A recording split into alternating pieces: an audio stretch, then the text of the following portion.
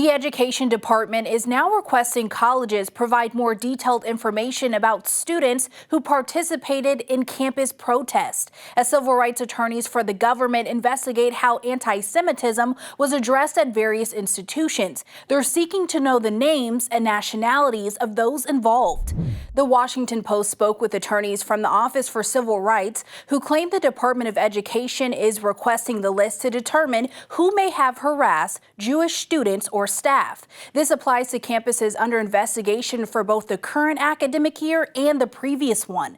The Department of Education sent letters to 60 colleges this month, including Arizona State, Columbia, and Johns Hopkins, warning them of potential Title V violations under the Civil Rights Act. This section of the law prohibits discrimination based on race or national origin and ensures programs or financial assistance does not exclude any individual in the U.S. The three attorneys spoke anonymously, but said they wondered if the new request was based on the Trump administration's efforts to deport students tied to the protest.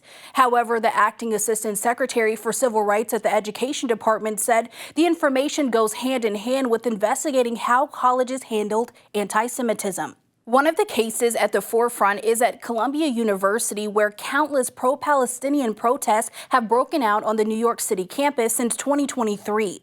Within days of announcing the investigation, $400 million worth of grants were cut from the university. The Trump administration accused Columbia of failing to protect its Jewish students from harassment and stated it will only reinstate the funding once all orders are met.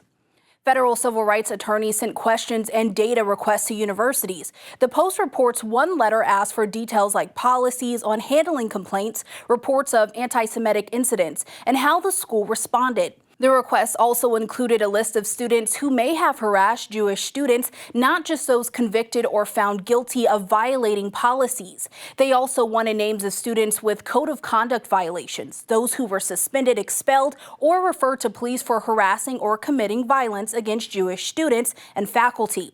While the investigations aim to determine if civil rights laws were violated, attorneys say this new request could be a violation itself.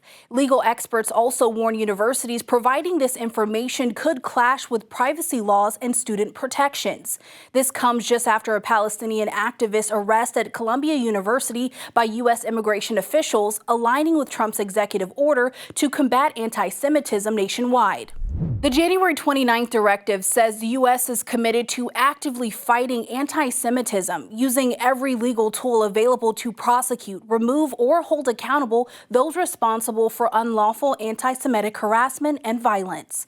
For Straight Arrow News, I'm Kaylee Carey. Find more unbiased news right now on the Straight Arrow News mobile app.